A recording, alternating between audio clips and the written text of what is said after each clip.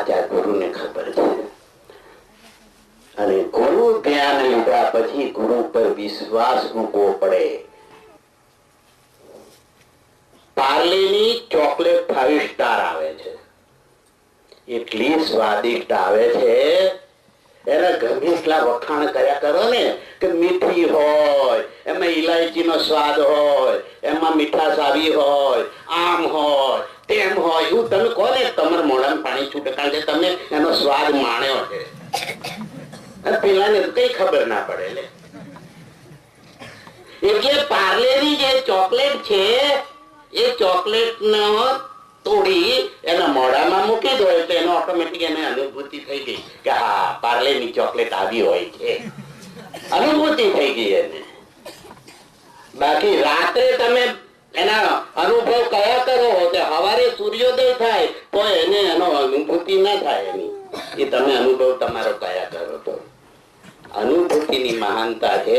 અને અનુભૂતિ ગુરુ કરાવે. મારી કુખેથી જે જન્મ થયો છે, જન્મ મરણ માં પાડનારો છે, નરકની યાતના ભોગવનારો છે, અને ગુરુના મુખેથી જન્મ થયો છે એ આ જન્મ મરણ થી ઉગાડનારો છે. 84 લાખ યોનિમાં પડતો બચાવનારો છે. એટલા માટે મા બાપ થી પણ મોટો ગુરુ છે. એટલા માટે કે ગુરુ બ્રહ્મા ગુરુ વિષ્ણુ ગુરુદેવો મહેશ્વર ગુરુ જ સાક્ષાત પરબ્રહ્મ પરમાત્મા તસ્મૈ શ્રી ગુરુવે નમઃ. ગુરુ માતા ગુરુ પિતા ગુરુ બંધુ ને ગુરુ સખા. એની અંદર મા બી છે, બાપ બી છે, ભાઈ બી છે, બેન બી છે, મિત્ર બી છે એક, પણ એમાં અનેક ગુણો ભરેલા છે. આપણા હૃદયનો સાચો હિતેચ્છુ, આપણા સુખનો સાચો સાથીદાર, જેના હૈયે આપણું હિત વસ્યું છે એ છે ગુરુ. તો ગુરુની ભક્તિથી પરમાત્મા સુધી પહોંચાય છે. પરમાત્માની ભક્તિ નહીં થાય, પરમાત્માની પૂજા નહીં થાય, પરમાત્માને ફાળ નહીં ધરાવાય. આ ભૂલી જજો આ બધું. કારણ કે ગુરુને પગ છે તો એને ચરણ સ્પર્શ થશે, પરમાત્માને પગ જ નથી. ગુરુને હાથ છે એ આશીર્વાદ આલશે, પરમાત્માને હાથ જ નથી, ક્યાંથી આશીર્વાદ આલશે? ગુરુને મોઢું છે, એને ખવડાવશો તો ગુરુ ખાશે અને સામે તમને પ્રસાદ પણ આપશે. પરમાત્માને મોઢું નથી, છતાં સર્વોપરી તો પરમાત્મા જ છે. છતાં પરમાત્મા લાચાર છે, નિરાધાર છે. યાદ રાખજો મારી વાત. પરમાત્મા લાચાર છે, નિરાધાર છે. કારણ કે એને રૂપ નથી, રંગ નથી, આકાર નથી, ગંધ નથી, સ્વાદ નથી, જન્મતો નથી, મરતો નથી. આ નથી નથી નથી નથી કઈ રીતે તમે એને ઓળખો? અશક્ય વાત છે. ઘરબાર છોડી દો ને ભગવા પહેરીને જંગલમાં જતો તો આખી જિંદગી ઊંધા લટકો તો પરમાત્મા નહીં મળે. અશક્ય વાત છે આ. પણ સાચો જીવનમાં જો ગુરુ મળી જાય તો તમારા ઘરમાં નોકરી ધંધો કરતા, ખાતા પીતા બધું કરતા કરતા તમને ભક્તિ કરાવે અને જન્મ મરણ માંથી છોડાવી દે. એટલા માટે આ શક્ય વાતને ગુરુ શક્ય કરે છે. એટલા માટે ગુરુની મહાનતા છે. ગુરુ બિન જ્ઞાન ન ઉપજે, ગુરુ બિન મિટે ના ભેદ, ગુરુ બિન સંશય ના ટળે. ભલે વાંચી લો ચારે વેદ, કંઠસ્થ કરી દો ચારે વેદ, કયા પાના પર કયો શ્લોક છે એ પણ આવડી જાય, પણ પરમાત્મા કેવો, ક્યાં કઈ રીતનો એ ખબર ના પડે. પૂરી વાત, સાચી વાત ગુરુ બતાવે છે. એટલા માટે ગુરુનો મહિમા મોટો છે. ગુરુનો, સદગુરુનો મહિમા મોટો, જગમાં એનો જડે ના જોટો. ગુરુ જેવો દુનિયામાં બીજો કોઈ નથી. આત્માને એનો પતિ પરમાત્મા મિલાવે આ ગુરુ છે, એ ગુરુને પકડી રાખવો પડે, એનું શરણ પકડી રાખવું પડે. જે માની કોખેથી જન્મ થયો, માને જેને જીવનભર પકડી રાખી, એ સુખી થઈ ગયો. એમ જે ડાળ ઉપર એક નાનકડું આટલું ફળ લાગ્યું, ચણા જેટલું, પણ જો એ ડાળને ચોંટી રહે તો ફળને પોષણ મળે, એનો વિકાસ થાય, અને આટલું હતું આવડું થઈ જાય. પણ એ પકડી રાખ્યો તો, ચોંટ્યો રહે તો.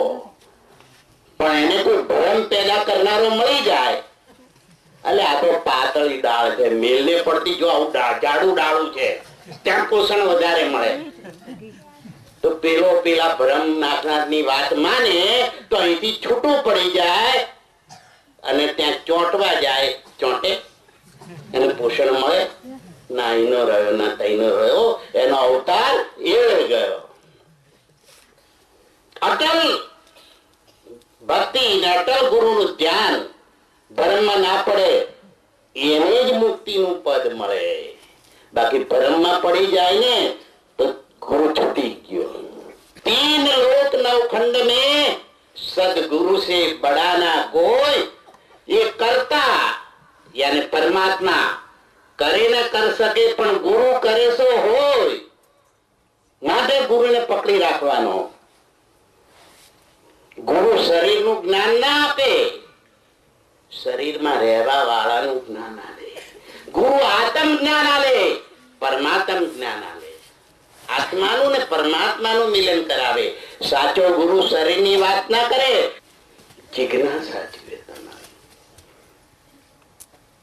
અને જ્યાં ગુરુએ પ્રભુના દર્શન કરાયા, અનુભૂતિ કરાઈ પરમાત્માની, કે જે એક પરમાત્મા, જે સત્ય, જે અવિનાશી, જેનો કદાપી નાશ ન થાય, કોઈ કાળે નાશ ન થાય, એવો એક જ છે, એ છે પરમાત્મા અવિનાશી.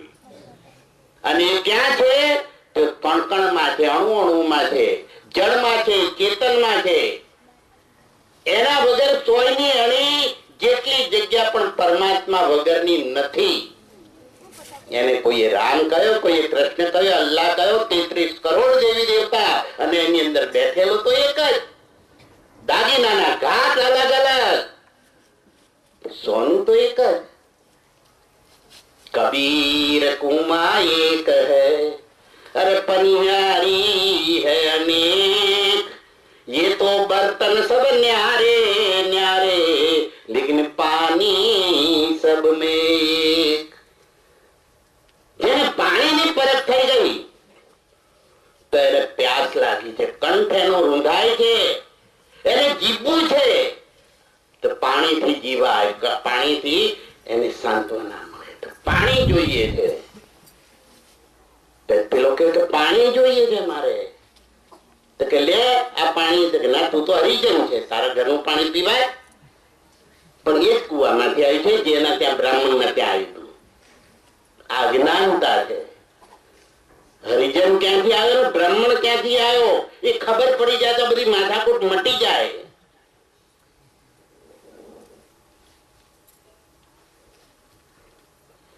जल कहो, नीर कहो, आग कहो, वॉटर कहो કે પાણી કહો, આ તો નામ જુદા જુદા છે, તત્વ એક જ છે.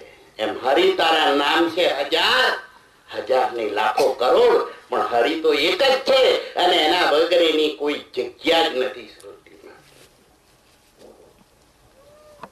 એક જણ તરફડતો હતો, તરસ લાગી હતી, કંઠ રૂંધાતો હતો એનો, પરદેશ જઈને આવ્યો.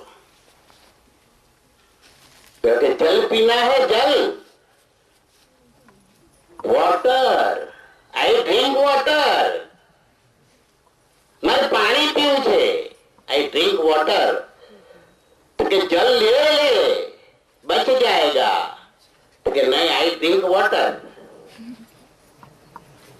પેલો બીજો આવ્યો, આપ चाहिए આપ? नहीं, आई ड्रिंक वॉटर. ના એને પાણી જોઈએ, ના એને નીર જોઈએ, ના એને આગ જોઈએ, વોટર જોઈએ. હવે ક્યાંથી લાવ વોટર?